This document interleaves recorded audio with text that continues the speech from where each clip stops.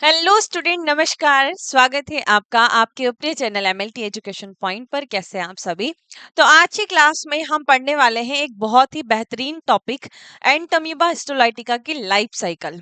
कि Entamoeba histolytica अपने जीवन चक्र को कहाँ पर और किस तरीके से कंप्लीट करता है, कैसे वो इन्फेक्शन फैलाता है, इन सब के बारे में आज की क्लास में हम पढ़ेंगे।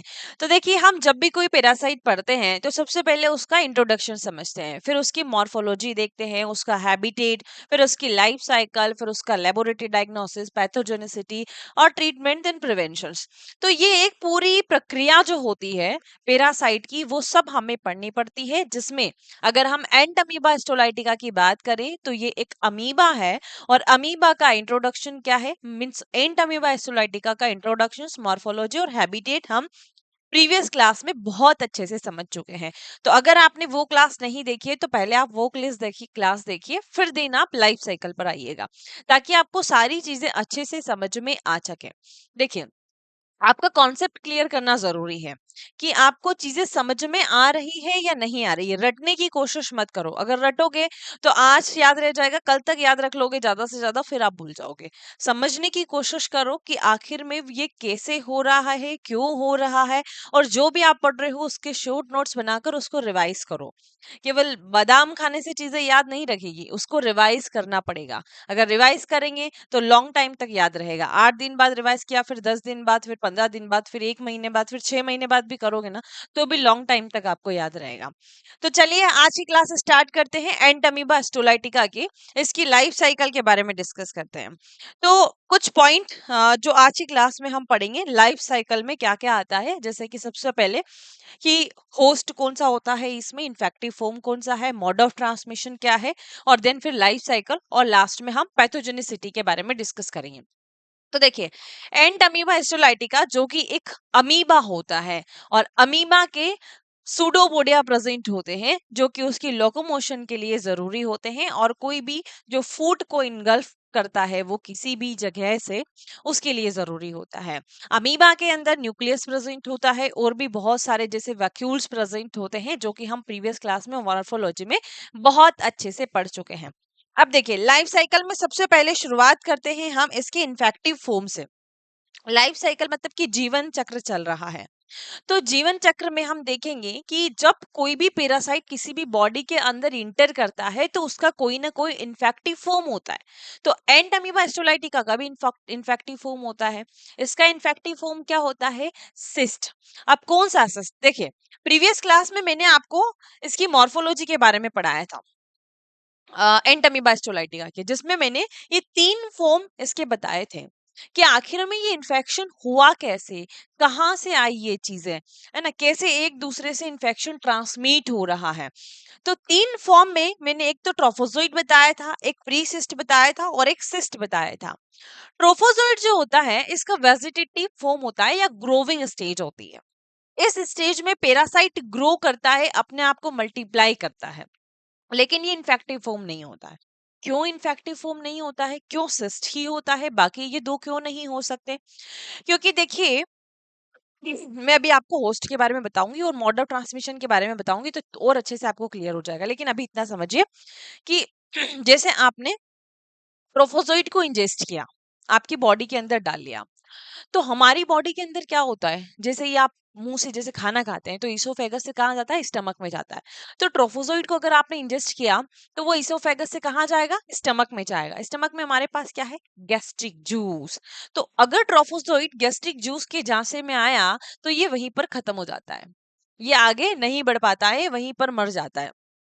तो ये तो इन्फेक्टिव फॉर्म हो ही नहीं सकता, क्योंकि ये स्टमक में ही मर गया तो आगे जा ही नहीं पाएगा, आगे नहीं जा पाएगा तो फिर वो आगे ट्रांसमिट ही नहीं हो पाएगा। मतलब इसको हटा दीजिए, ये नहीं होगा तो ये भी नहीं होगा। बचा क्या? सिस्ट। अब सिस्ट में भी 3 फॉर्म है, एक है यूनिन्यूक्लिएटेड, एक है बाई न्यूक्लिएटेड, एक है क्वाड्री न्यूक्लिएटेड। यूनिन्यूक्लिएटेड की बात करें, मीन्स इसमें एक ही न्यूक्लियस होता है। दो यहाँ पर आपको ग्लाइकोजन मास दिखाई दे रहे, सॉरी, एक ग्लाइकोजन मास दिखाई दे रहा है, दो आपको क्रोमेटिड बार दिखाई दे रहे हैं। दूसरा है बाई न्यूक्लिएटेड, मीन्स इसमें दो न्यूक्लियस है, दो यहाँ पर क्रोमेटिड बार है और एक ग्लाइकोजन मास है। जब ये आगे जाकर और मैच्योर होता है तो ये आपके न्यूक्लियस को डिवाइड कर लेता है, एक से दो बने, दो से चार बनेंगे। लेकिन आगे जाकर ये आपके क्रोमेटिड बार और ग्लाइकोजन मास जो होते हैं वो डिसअपियर हो जाते हैं। ये इसके स्टेजेस होती है, मॉर्फोलॉजी होती है। जब लाइफ साइकिल आप पढ़ेंगे ना तो लाइफ साइकिल में ये तीन ही स्टेजेस इसकी होती है। तो यहां से क्या बना, क्वाड्री न्यूक्लिएटेड बना। अब क्वाड्री न्यूक्लिएटेड का मतलब क्या होता है, चार न्यूक्लियस। क्वाड्री मतलब होता है टेट्रा, टेट्रा न्यूक्लिएटेड भी इसको कहते हैं, मतलब चार न्यूक्लियस इसके अंदर प्रेजेंट होते हैं। और यही आपके इस पैरासाइट का इन्फेक्टिव फॉर्म होता है। अब इन्फेक्टिव फॉर्म ये ही क्यों होता है, जैसे ट्रोफोजोइड का तो हमने कह दिया कि स्टमक में जाकर गैस्ट्रिक जूस के द्वारा मर जाता है, क्योंकि गैस्ट्रिक जूस है ना बहुत ही इंपॉर्टेंट होता है आपके लिए। गैस्ट्रिक जूस आपकी बॉडी में, आप जैसे बहुत सारी ऐसी चीजें खा लेते हैं जो आपको दिखती नहीं है लेकिन आपकी बॉडी के अंदर चले जाती है आपके खाने के द्वारा, आपके पानी के द्वारा। तो कुछ माइक्रो ऑर्गेनिज्म को तो आपका HCl ही खत्म कर देता है। तो यहाँ पर भी ट्रोफोजोइट HCl से खुद को नहीं बचा पाया और वो मर जाता है। लेकिन आपका जो क्वाड्री न्यूक्लिएटेड सिस्ट होता है, जो कि एंट अमीबा हिस्टोलाइटिका का, क्वाड्री न्यूक्लिएटेड एंट अमीबा हिस्टोलाइटिका का इन्फेक्टिव फॉर्म होता है, न्यूक्लिएटेड सिस्ट, जो कि इसका इन्फेक्टिव फॉर्म होता है। एक मैच्योर क्वाड्री न्यूक्लिएटेड सिस्ट है ना, सिस्ट तो ये भी है लेकिन ये क्या है, मैच्योर है, मैच्योर क्वाड्री न्यूक्लिएटेड सिस्ट।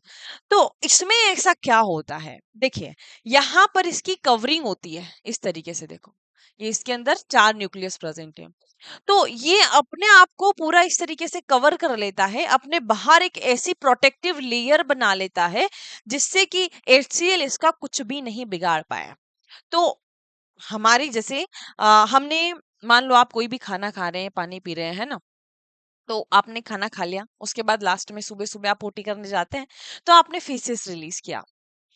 अब मान लो कि कोई भी एक पर्सन है जो कि इस क्वाड्री न्यूक्लिएटेड सिस्ट से इन्फेक्टेड है। अब वो फीसेस के लिए गया तो फीसेस रिलीज हुआ। जब फीसेस रिलीज हुआ तो इस फीसेस में ये सिस्ट प्रेजेंट है।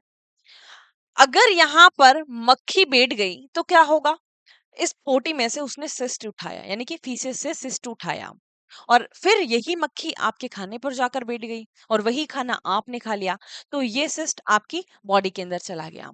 तो बॉडी में ये स्टमक से बचकर कहाँ चला जाता है, आपके इंटेस्टाइन के अंदर चला जाता है, और इंटेस्टाइन में जाकर फिर ये डिवाइड होता है, और डिवाइड होने के बाद फिर से ये ट्रोफोजोइड बनाता है, और ट्रोफोजोइड बनने के बाद में फिर प्री सिस्ट बनता है, फिर सिस्ट बनता है। इस तरीके से ये लाइफ साइकिल इनकी चलती रहती है। तो इसीलिए हमेशा जब भी कोई खाना खाए तो ढका हुआ खाना खाए, पानी पिए तो फिल्टर्ड पानी पिए, ताकि आप बीमारियों से बच सके, है ना। तो ये इन्फेक्टिव फॉर्म अगर देखेंगे इसका एंटमीबा हिस्टोलाइटिका का, तो कौन सा होता है, क्वाड्री न्यूक्लिएटेड सिस्ट। तो कुछ छोटे छोटे पॉइंट है जो कि अक्सर एग्जाम में पूछे जाते हैं, आपको याद रखना है।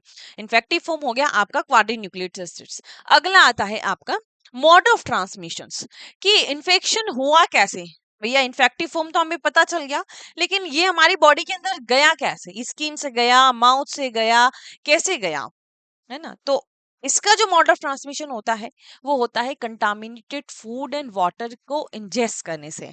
किससे कंटामिनेटेड, क्वाड्री न्यूक्लिएटेड सिस्ट से कंटामिनेटेड वाटर और फूड अगर आपने लिया, मींस मोड ऑफ ट्रांसमिशन में आप लिखेंगे इंजेशन ऑफ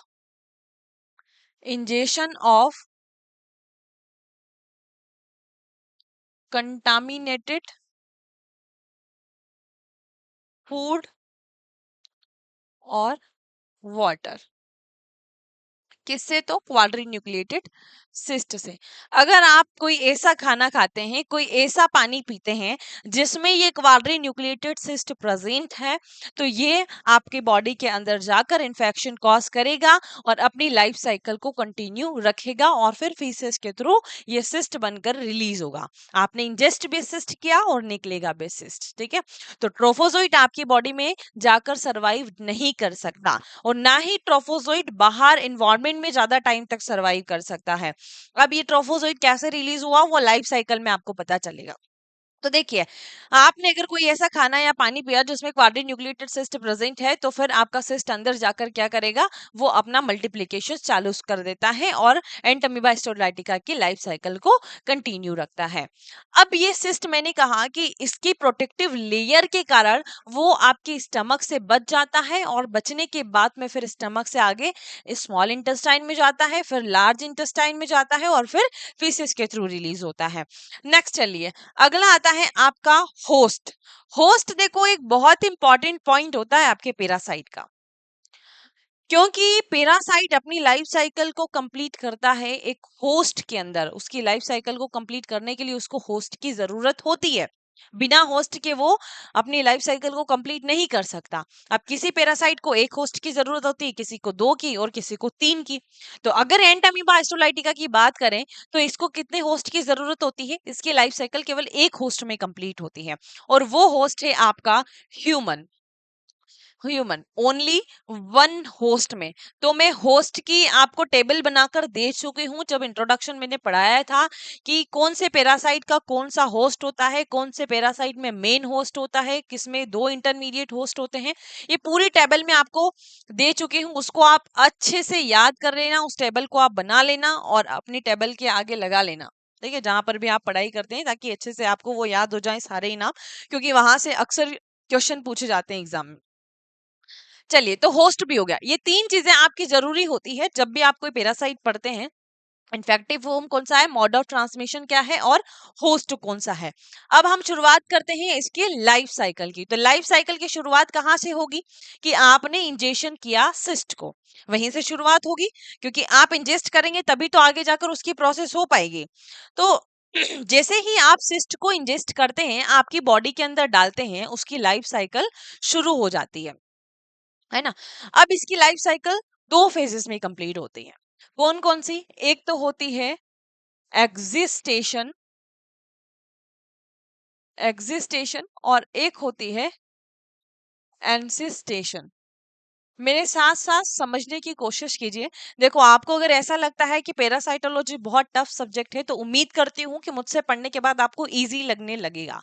क्योंकि अगर आप समझ कर पढ़ेंगे ना चीजें, तो आपको समझ में आएगी। अगर आप रटेंगे तो नहीं समझ में आएगी। ठीक है, तो एग्जिस्टेशन का मतलब क्या होता है? देखिए, एग्जिस्ट का मतलब हम क्या समझते हैं? एग्जिट मतलब कि बाहर निकलना। अब आपने क्या इंजेस्ट किया? सिस्ट इंजेस्ट किया, समझना है इसको। हाँ, ये आपने सिस्ट को इंजेस्ट किया जिसके अंदर 4 न्यूक्लियस प्रेजेंट है। तो एग्जिस्टेशन में क्या होता है कि ये जो आपने सिस्ट इंजेस्ट किया है ना, ये आपकी बॉडी में जाकर क्या बनेगा? ट्रोफोजोइड बनेगा। क्या बनेगा? ट्रोफोजोइड। क्या बनेगा? ट्रोफोजोइड एक इसका वेजिटेटिव या ग्रोविंग स्टेज होती है, जो कि हम पहले पढ़ चुके हैं। तो यहाँ पर क्या बना? इससे ट्रोफोजोइड बना। मान लो ये ऐसा ट्रोफोजोइड बना जिसके अंदर एक न्यूक्लियस प्रेजेंट होता है। तो इसको हमने एग्जिस्टेशन क्यों कहा? क्योंकि इसमें एग्जिस्ट होती है चीजें। क्या एग्जिस्ट होती है? कि ये जो सिस्ट होता है ना, वो आपकी इंटेस्टाइन में जाकर टूट जाता है, बिखर जाता है। तो एग्जिस्ट क्या होंगे? ये न्यूक्लियस एग्जिस्ट होंगे। इस सिस्ट के अंदर जो न्यूक्लियस प्रेजेंट है, वो बाहर लिबरेट हो जाएंगे, मतलब कि एग्जिस्ट हो जाएंगे। जब ये एग्जिस्ट होंगे, तो एग्जिट होंगे तो क्या होगा? ये न्यूक्लियस आगे जाकर ट्रोफोजोइड को बनाएंगे। तो यहाँ क्या चल रहा है? एग्जिस्टेशन चल रहा है। सिस्ट से ट्रोफोजोइड बना। अब ये एक पहली स्टेज कंप्लीट होती है। जब इस ट्रोफोजोइड से सिस्ट बनता है, जब इस ट्रोफोजोइड से सिस्ट बनता है, तो इस प्रोसेस को आप कहते हैं एंसिस्टेशन। क्या कहते हैं? एंसिस्टेशन। ये है एग्जिस्टेशन। इसको एंसिस्टेशन क्यों कहा? क्योंकि इसमें सिस्ट का निर्माण हो रहा है। यही लाइफ साइकिल है, बस यही आपको पढ़ना है। सिस्ट से ट्रोफोजोइड बना, ट्रोफोजोइड से फिर सिस्ट बना, और ये जो सिस्ट है फिर मेन इसको फीसेस के थ्रू बॉडी से बाहर निकाल देता है। फिर से कोई इस फीसेस में प्रेजेंट सिस्ट को इंजेस्ट करता है, फिर आगे ये प्रोसेस कंटिन्यू चलती रहती है। बस यही आपको इसकी लाइफ साइकिल में पढ़ना है और आज की क्लास में हमें समझना है। एग्जिस्टेशन एंजिस्टेशन दोनों स्टेप्स आई होप आपको समझ में आई होगी। इसमें सिस्ट से ट्रोफोजोइड बना, और इसमें ट्रोफोजोइड से सिस्ट बना।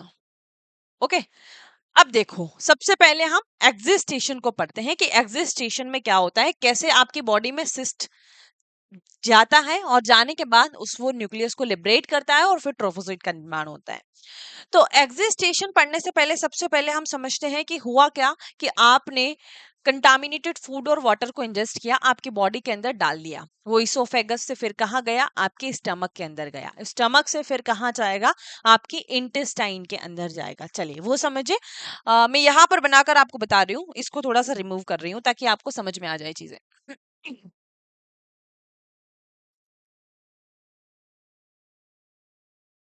देखिए, ये आपने सिस्ट को इंजेस्ट किया, ये क्या है, आपका मैच्योर क्वाड्री न्यूक्लिएटेड सिस्ट है।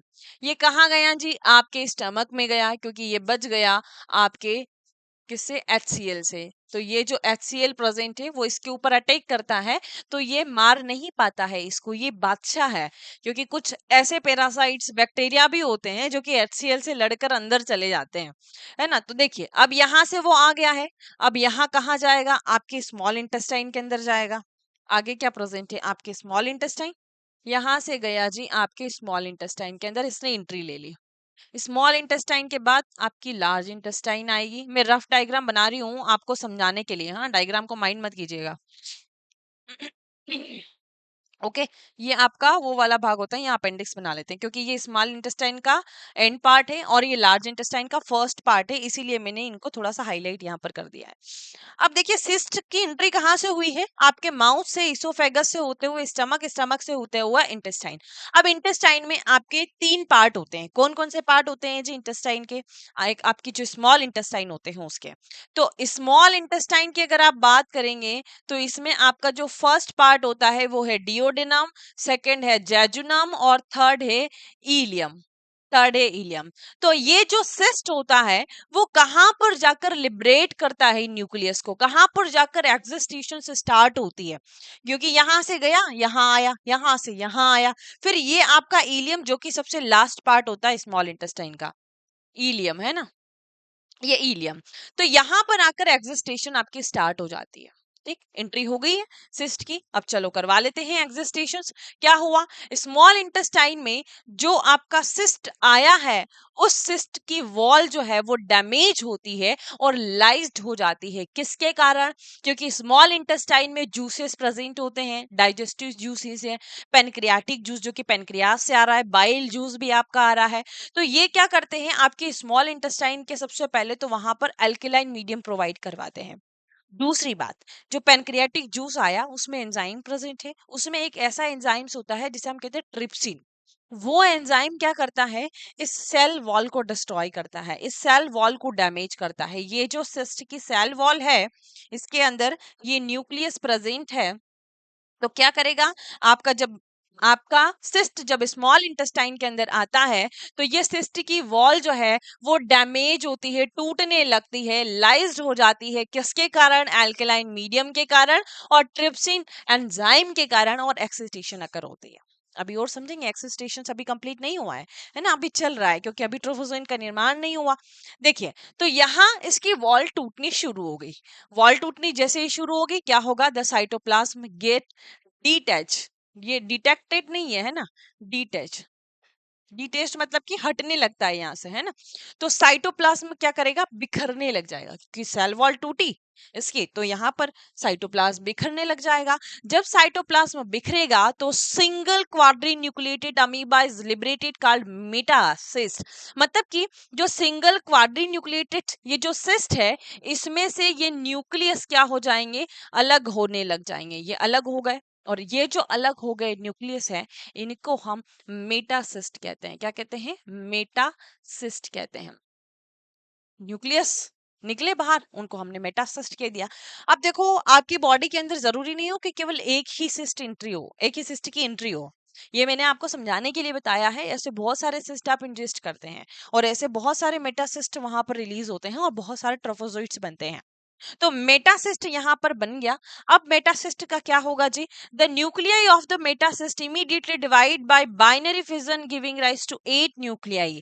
अभी कहते हैं 4 न्यूक्लियस बाहर निकले, 4 न्यूक्लियस का क्या होगा, बाइनरी फिजन होगा। क्या हुआ इनका, बाइनरी फिजन हुआ। बाइनरी फिजन में डिवाइड होते हैं तो क्या बनेंगे, 4 से 8 न्यूक्लियस बनेंगे। तो यहाँ पर 4 से 8 न्यूक्लियाई बन जाएंगे। कितने बन गए, 4 से 8 न्यूक्लियाई बन गए। और इन न्यूक्लियाई को हम क्या कहते हैं, अभी थोड़ा और समझिए। 4 से 8 न्यूक्लियाई बने। अब ये केवल न्यूक्लियाई है। अब क्या होगा, इनके अराउंड साइटोप्लाज्म आने लग जाएगा।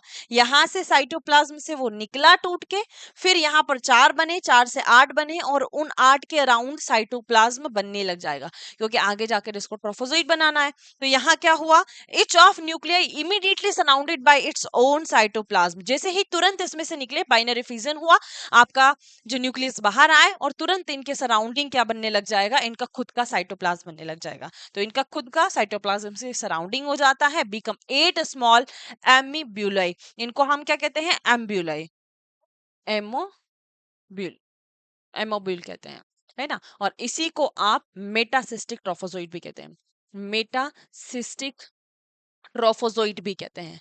तो याद रखना क्या हुआ, जो मैच्योर क्वाड्रीन्यूक्लिएटेड सिस्ट लिबरेट हुआ, मेटासिस्ट बने, मेटासिस्ट से क्या बने, मेटासिस्टिक ट्रोफोजोइट बना। अभी मैच्योर ट्रोफोजोइट नहीं बना है, ये मेटासिस्टिक ट्रोफोजोइट है। और ये कहां पर बना है, ये आपकी स्मॉल इंटेस्टाइन के अंदर बना है। तो याद रखना, स्मॉल इंटेस्टाइन के अंदर क्या बनता है, एक्सिस्टेशन अकर होता है, और वहां पर आपका मेटासिस्टिक ट्रोफोजोइट बनता है, not mature trophozoite. Mature trophozoite अब कहाँ जाएगा, आपकी लार्ज इंटेस्टाइन में।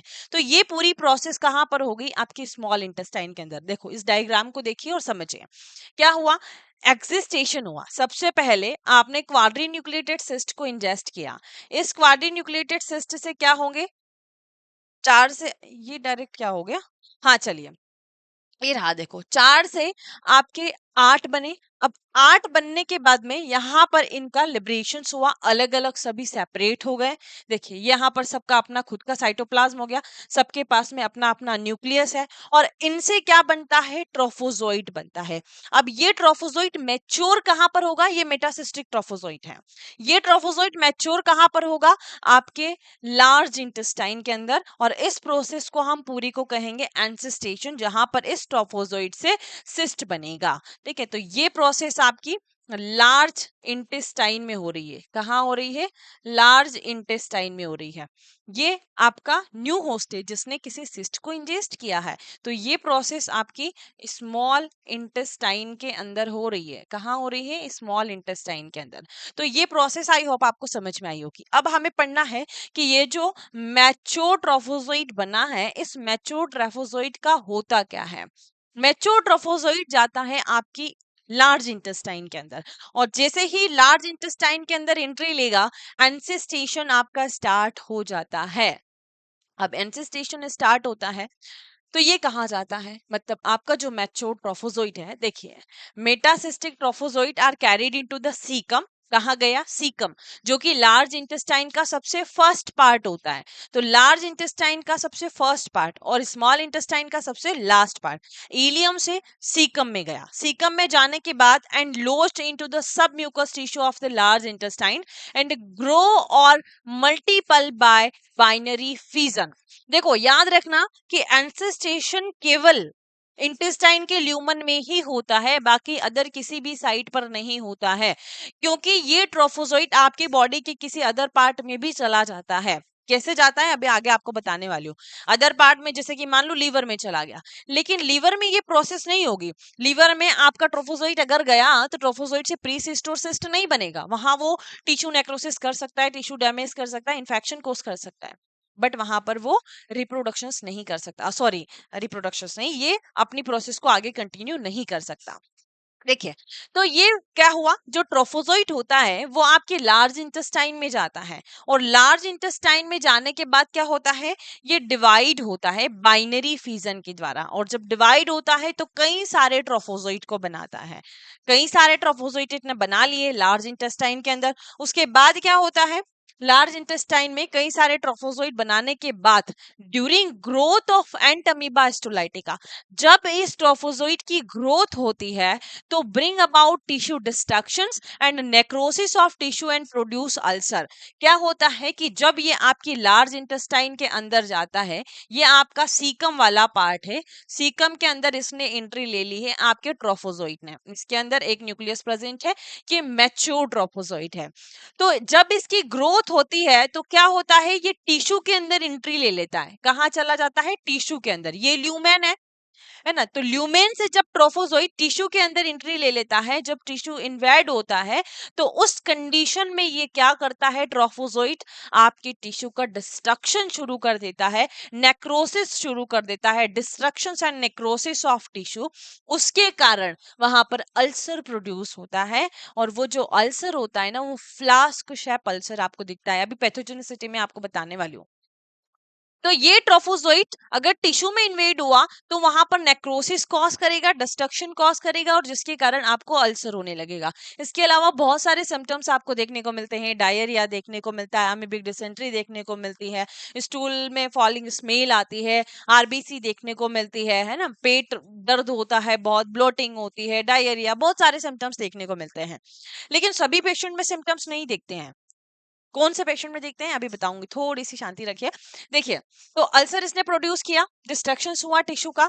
सम trophozoite into the lumen of the large intestine develop into precystic form and then mature into quadrinucleated cyst. क्योंकि हमने पढ़ा है कि ये लाइफ साइकिल अगर आगे चलानी है तो ट्रोफोजोइट से हमें प्रीसिस्ट भी बनाना पड़ेगा। अब यहाँ पर बहुत सारे ट्रोफोजोइट बने हैं, तो कुछ ट्रोफोजोइट तो टिश्यू में इन्वेड हो गए, कुछ ट्रोफोजोइट सीधे ही इंटेस्टाइन से आपके बाहर निकल जाते हैं, मतलब कि बिना प्रीसिस्ट बने, बिना प्रीसिस्टिक स्टेज में निर्माण हुआ, और ट्रोफोजोइट आगे की तरफ निकलकर कहाँ चले जाते हैं, आपकी फीसेस में रिलीज हो जाते हैं। तो ये ट्रोफोजोइट जो कि लाइव फॉर्म में है, लाइव फॉर्म में बॉडी से बाहर आ जाते हैं, फीसेस में रिलीज हो जाता है, बट ये ज्यादा टाइम तक सरवाइव नहीं रह पाते हैं, ये इन्वायरमेंट में सरवाइव कर ही नहीं पाते हैं, क्योंकि इनको वैसी फेवरेबल कंडीशन मिलती ही नहीं है जैसी इनको इंटेस्टाइन में मिलती है। तो ये ना तो हमारी बॉडी के स्टमक में सरवाइव कर पाते हैं और ना ही इन्वायरमेंटल कंडीशन में सरवाइव कर पाते हैं। तो ट्रोफोजोइट ना लो टेम्परेचर पे कर पाते हैं, ना बहुत ज्यादा टेम्परेचर पर सरवाइव कर पाते हैं। तो ट्रोफोजोइट का काम तो खत्म हो जाता है अगर वो लाइव फॉर्म में बाहर निकल गए। कुछ ट्रोफोजोइट इन्वेड हो गए, कुछ ट्रोफोजोइट बाहर डायरेक्टली रिलीज हो गए, और कुछ ट्रोफोजोइट जो होते हैं वो फिर से क्या बन जाते हैं, प्री सिस्ट में कन्वर्ट हो जाते हैं। तो ट्रोफोजोइट का डेवलपमेंट प्री सिस्ट में होता है, प्री सिस्ट से फिर क्या बनेगा, मैच्योर क्वाड्री न्यूक्लिएटेड सिस्ट बनेगा, जैसा कि आप यहाँ डायग्राम में देखें। देखो, ये आपका ट्रोफोजोइट है, ट्रोफोजोइट से प्री सिस्ट बना है ना, यानी कि इसके अंदर जो आपके वैक्यूल्स है वो वैक्यूल्स क्या हो जाते हैं, पिचक जाते हैं, वैक्यूल्स बाहर निकल जाते हैं, तो उसके कारण ट्रोफोजोइट पिचक जाता है, दुबला हो जाता है, और जब ये दुबला हो जाता है तो फिर वो सिस्ट का निर्माण करता है।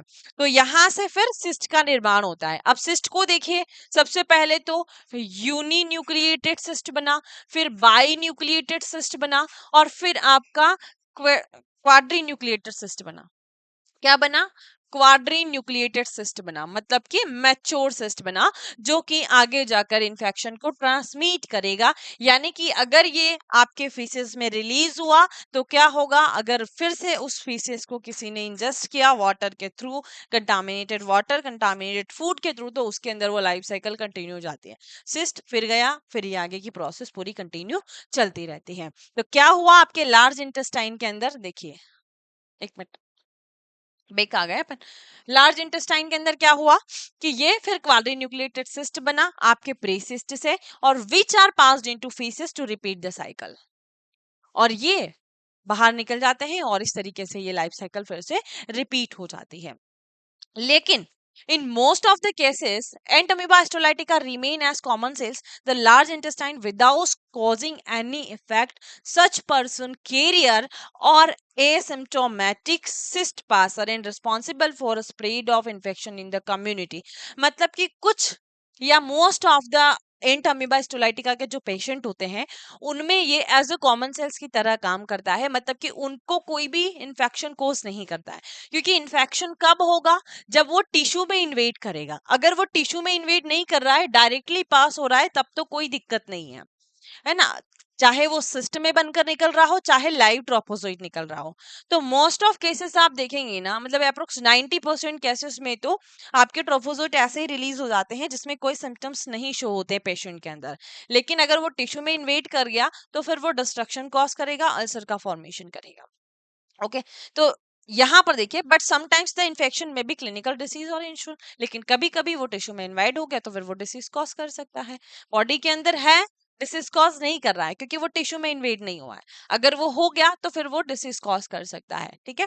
लेकिन ट्रांसमिट तो कर रहा है क्योंकि ये यहाँ से अगर मैच्योर सिस्ट बनाकर रिलीज करेगा, मतलब कि वो कम्युनिटी में डिसीज तो फैला रहा है, इन्फेक्शन तो फैला रहा है ना। तो ये हो गया ओवरऑल आपकी लाइफ साइकिल के बारे में।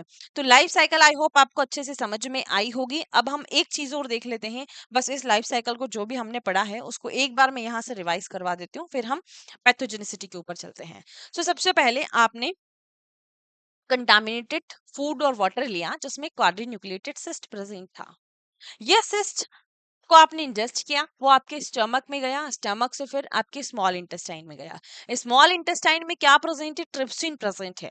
वो ट्रिप्सिन क्या करेगा? उस सिस्ट की वॉल को तोड़ेगा, उसमें से न्यूक्लियस को लिबरेट करवाएगा और मेटासिस्ट का फॉर्मेशन होगा।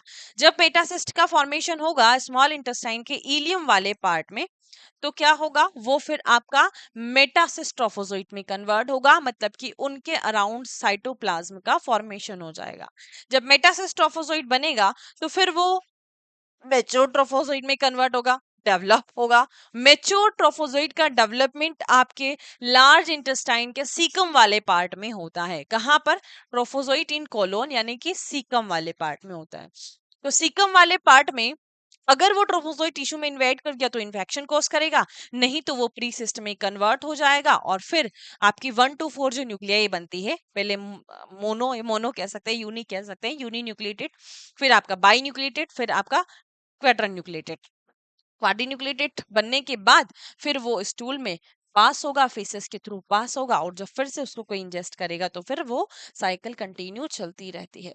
तो वेरियस ये बहुत ही सिंपल लाइफ साइकिल होती है पैरासाइट्स की। अगर एक लाइफ साइकिल को आपने अच्छे से समझ लिया तो धीरे धीरे सारी लाइफ साइकिल्स बहुत इजीली आपको समझ में आने लग जाएगी। बस जरूरत है कि उनके अंदर हो क्या रहा है, उनका मोड ऑफ ट्रांसमिशन क्या है, ये समझने की। तो चलिए, ये लाइफ साइकिल आपकी यहाँ पर कंप्लीट होती है। आई होप आपको अच्छे से समझ में आई होगी। अब हम बात करते हैं आपके पैथोजेनिसिटी की, कि ये जो टिश्यू नेक्रोसिस हो रहा है वो क्यों हो रहा है, और पैथोजेनिसिटी क्या है, कौन सा डिसीज कॉज करता है। तो मैंने प्रीवियस क्लास में आपको बताया था कि एंट अमीबा हिस्टोलाइटिका क्या कॉज करता है? अमीबियोसिस। क्या कॉज करता है? अमीबियोसिस।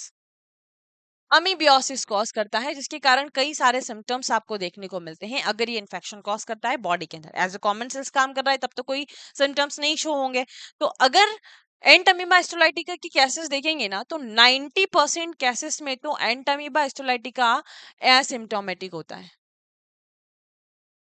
सिम्टोमेटिक होता है, क्योंकि वो अंदर प्रेजेंट है, कोई इन्फेक्शन कोज नहीं कर रहा है। लेकिन 10% वो सिम्टोमेटिक हो सकता है, सिम्टोमेटिक होगा, हो सकता है, क्योंकि वो अगर टिश्यू में इन्वाइट कर गया तो डिसीज कॉज करेगा, इन्फेक्शन फैलाएगा, आपके अदर ऑर्गन को भी इफेक्ट कर सकता है। तो अगर आप इसके पैथोजेनिसिटी में बात करेंगे तो दो चीजें होती है, दो तरीके डिसीज कॉज करता है, मतलब दो तरीके अमीबियोसिस कॉज करता है। एक होता है इंटेस्टाइनल अमीबियोसिस और एक होता है एक्स्ट्रा इंटेस्टाइनल अमीबियोसिस। एक्स्ट्रा इंटेस्टाइनल मतलब कि इंटेस्टाइन से बाहर, और इंटेस्टाइनल मतलब कि इंटेस्टाइन के अंदर। इंटेस्टाइनल अमीबियोसिस में देखिए, हाँ एक चीज और यहाँ पर इसका आप इंक्यूबेशन पीरियड भी लिख ही लीजिए साथ साथ में। इंक्यूबेशन पीरियड क्या होता है इसका? तो इंक्यूबेशन पीरियड वेरी कर सकता है। इंक्यूबेशन पीरियड ये भी एग्जाम में कई बार पूछा जाता है, तो वो होता है 4 days to 4 month। तो सिम्टम्स 4 डे में भी शो हो सकते हैं, 4 दिन में भी हो सकते हैं, और 4 महीने के अंदर भी हो सकते हैं। तो आपके सिम्टम्स इसमें वेरी करते हैं, है ना। अब देखिए इंटेस्टाइनल अमीबियासिस में कि ट्रोफोजोइट की एंट्री कहाँ पर हुई? आपके लार्ज इंटेस्टाइन में, क्योंकि सिस्ट आपके स्मॉल इंटेस्टाइन को खराब नहीं करेगा, क्योंकि सिस्ट टिश्यू में इन्वेड नहीं करेगा। हाँ, जैसे कि अगर आप बायोप्सी कर रहे हैं, तो बायोप्सी में आपको ट्रोफोजोइट मिलेगा। अगर आप जैसे इंटेस्टाइनल से टिश्यू का सैंपल निकाल कर और फिर बायोप्सी करते हैं और फिर हिस्टोपैथो लैब में भिजवाते हैं ऑब्जर्वेशन के लिए, तो टिश्यू में आपको ओनली ट्रोफोजोइट ही मिलेगा, ना तो सिस्ट मिलेगा और ना ही प्रीसिस्ट मिलेगा। तो ट्रोफोजोइट आपको दिखेगा टिश्यू के अंदर। अब देखो, क्योंकि एनसिस्टमेंट कहाँ हो रहा है, ल्यूमेन के अंदर हो रहा है। कौन से ल्यूमेन? लार्ज इंटेस्टाइन के अंदर हो रहा है एनसिस्टमेंट। तो ट्रोफोजोइट ही तो इन्वाइट कर रहा है, वही तो डिसीज कॉज कर रहा है, इसीलिए जब बायोप्सी करेंगे तो आपको वही देखने को मिलेगा। इंटेस्टाइनल अमीबियोसिस में होता क्या है कि जो एंट अमीबा हिस्टोलाइटिका होता है, एंट अमीबा हिस्टोलाइटिका होता है, जब उसकी ग्रोथ होती है तो क्या होता है, वो एक एंजाइम रिलीज करता है जिसको प्रोटियोलाइटिक एंजाइम कहते हैं। प्रोटियोलाइटिक एंजाइम कहते हैं। और ये क्या करता है, आपके टिश्यू का नेक्रोसिस करता है। Tissue destruction, tissue destruction and necrosis. And लिख लेते हैं, tissue destruction and necrosis, destruction and necrosis. और इसके कारण क्या होता है, अल्सर का फॉर्मेशन होता है। अल्सर का फॉर्मेशन होता है। और वो अल्सर आपको कैसा दिखता है, फ्लास्क शेप अल्सर। कभी भी एग्जाम में पूछा जाए कि कौन सी अमीबा की कंडीशन में अल्सर फ्लास्क शेप दिखता है, तो वो आपकी एंट अमीबा हिस्टोलाइटिका में आपको फ्लास्क शेप अल्सर दिखता है। फ्लास्क देखा है ना, ये कुछ इस तरीके का होता है। देखो, इसका डायग्राम भी लगाया हुआ है मैंने, इसमें देखिए, ये देखो, ये अलग अलग तरीके का अल्सर है। ये सुपरफिशियल अल्सर है जो कि ऐसा दिख रहा है, ये रहा। ये डीप अल्सर है, देखो ये पूरा इस तरीके से इतना बना हुआ है। ये आपका परफोरेशन से यहाँ पर हुआ है इस तरीके से, ये सारे अल्सर आपको दिख रहे हैं। ये invasion of blood vessels, blood vessels में इन्वेजन हो गया, कैसे हुआ अभी बताती हूँ आपको, पहले इसको समझे। तो एंट अमीबा हिस्टोलाइटिका की जब ग्रोथ होती है तो वो प्रोटियोलाइटिक एंजाइम को सिक्रीट करता है, जिसके कारण टिश्यू का डिस्ट्रक्शन होता है और नेक्रोसिस होता है। इसको देखो, जैसे ये आपकी लार्ज इंटेस्टाइन है, एक मिनट हाँ। जैसे ये आपका यहाँ से आया, फिर यहाँ आया, फिर यहाँ आया, और यहाँ से फिर आपके लार्ज इंटेस्टाइन में गया। ओके। अब लार्ज इंटेस्टाइन का ये जो फर्स्ट पार्ट होता है, डायग्राम मैंने आपको समझाने के लिए बताया है केवल, तो सीकम वाला पार्ट है। अब यहाँ से ट्रोफोजोइट, ये यहाँ पर एंट्री होगी, मैच्योर ट्रोफोजोइट बन चुका है। अगर ये टिश्यू के अंदर इन्वाइट करता है, टिश्यू के अंदर गया, तो वो क्या करेगा, टिश्यू का वहां पर नेक्रोसिस और डिस्ट्रक्शन स्टार्ट कर देगा, क्योंकि उसने एक एंजाइम को सिक्रीट किया। और इस कारण से यहाँ पर अल्सर का फॉर्मेशन होने लग जाएगा, जो कि कुछ इस तरीके का दिखेगा। जो म्यूकोजा और सब म्यूकोजा लेयर होती है, अंदर की तरफ चला जाता है। ये डीप अल्सर है, सुपरफिशियल अल्सर है, और फिर धीरे धीरे क्या होता है, ये आपके ब्लड के अंदर भी चला जाता है। तो इस कंडीशन में जब आप स्टूल को देखेंगे ना, तो स्टूल में आपको आरबीसी क्लम्प्ड फॉर्म में देखने को मिलेगी, रेडिश स्टूल देखने को मिलेगा, फॉल स्मेल आएगी, डायरिया हो जाता है इस कंडीशन में, और भी बहुत सारे सिम्टम्स आपको देखने को मिलते हैं। टिश्यू का, सॉरी, स्टूल का ऑब्जर्वेशन हम करते हैं जब, तो मैं आपको बताऊंगी जब स्टूल एग्जामिनेशन हम पढ़ेंगे लेबोरेटरी डायग्नोसिस में, तो टिश्यू में और स्टूल में आपको क्या क्या दिखता है वो सारा हम इंटेस्टाइनल अमीबियोसिस की जब लेबोरेटरी डायग्नोसिस करेंगे तब पढ़ेंगे वहां पर। तो यहाँ आ गया। अब यहाँ से क्या होता है कि ये आपकी बॉडी के अदर पार्ट में भी ट्रांसमिट हो सकता है, और अदर पार्ट में अगर गया तो उसको हम क्या कहेंगे, एक्स्ट्रा इंटेस्टाइनल अमीबियोसिस। क्या कहेंगे, एक्स्ट्रा इंटेस्टाइनल अमीबियोसिस, क्योंकि यहाँ पर इंटेस्टाइन के बाहर की बात हो रही है। अगर यहाँ से बाहर गया तो उसको हम कहेंगे एक्स्ट्रा इंटेस्टाइनल अमीबियोसिस। ओके। अब देखो, ये जो अल्सर का फॉर्मेशन हुआ है, वो अल्सर मल्टीप्लाई भी कर सकता है, ये आपके सीकम वाले पार्ट में भी हो सकता है, और आपका जो सिग्मॉइड और रेक्टल वाला भाग होता है उसमें भी आपको देखने को मिल सकता है। तो चलिए अब हम बात कर लेते हैं आपके एक्स्ट्रा इंटेस्टाइनल वाले भाग की। तो एक्स्ट्रा इंटेस्टाइनल वाले भाग में आप देखेंगे, मतलब इंटेस्टाइन से बाहर, इंटेस्टाइन से बाहर कहाँ पर, आपकी लार्ज इंटेस्टाइन से जाता है। ये जाता कहाँ से है, लार्ज इंटेस्टाइन से, क्योंकि टिश्यू में अगर इन्वेजन हुआ है तो फिर वो वहां से आपके लीवर में पहुंच जाता है। ये एक ही भाग बना देती हूँ मैं। यहां से देखो, अगर इस तरीके से इन्वेजन हुआ है यहाँ पर टिश्यू के अंदर, ट्रोफोजोइट की एंट्री अगर होती है, ये यहाँ से, ये ट्रोफोजोइट अंदर एंट्री ली, यहाँ से वो आपकी पोर्टल वेन से होते हुए फिर कहाँ चला जाता है, आपके लीवर में चला जाता है। ये आपका लीवर है। तो पोर्टल वेन से होते हुए ट्रोफोजोइट की एंट्री आपके लीवर के अंदर हो जाती है। जब वो लीवर के अंदर पहुंचता है तो क्या कॉज करेगा, वो हिपैटिक अमीबियोसिस कॉज करेगा, वहां पर जाकर टिश्यू का डिस्ट्रक्शन करने लगता है। तो उसको हम कहेंगे हिपैटिक अमीबियोसिस। तो इस कंडीशन में आप देखेंगे ना, एक्स्ट्रा इंटेस्टाइनल अमीबियोसिस मतलब कि वो कौन कौन से ऑर्गन को इफेक्ट करेगा। तो एक तो आपका हो जाता है हिपैटिक अमीबियोसिस। हेपेटिक, ये सबसे कॉमन होता है। हेपेटिक अमीबियोसिस जो है इसमें सबसे कॉमन होता है हेपेटिक